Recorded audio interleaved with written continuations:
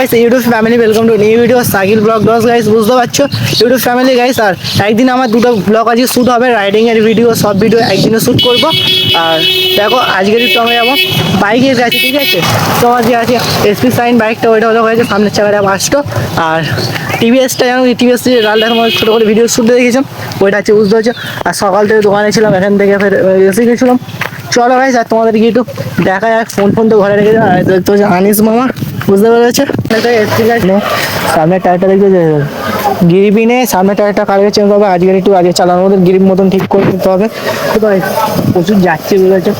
চলো তোমার ওইদিকে টিভিএস গাড়িটা হালকা করে দেখিয়ে দিতে পারছো তো পুরো এখানে কি হয় দেখা যাক। আর এইটা যেটা আছে না, এইটা আলো আছে, পানি ডুবে পুরো পানিতে ডুবে গেছিল, বুঝতে পারলে?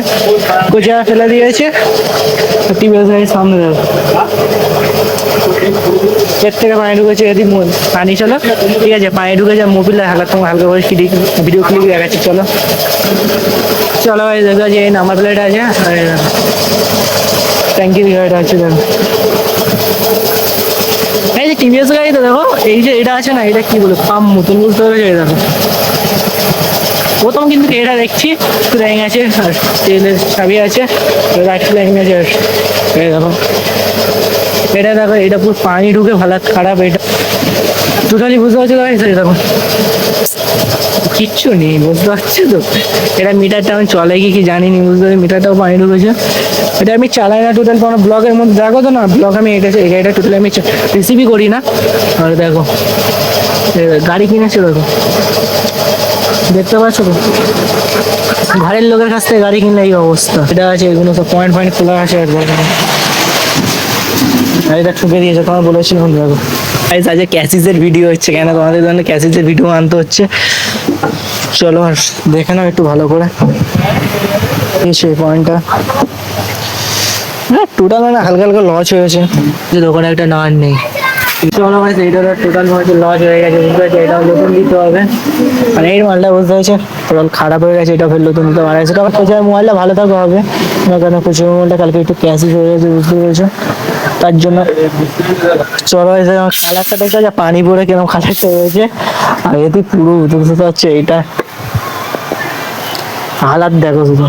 টিভিএস এর এই হেডলাইট দেখতে টিভিএস, ঠিক আছে? টিভিএস এর হালাত দেখতে হচ্ছে। এটা ওখান থেকে এদিন পুরো পানি ফুল ঢুকে গেল।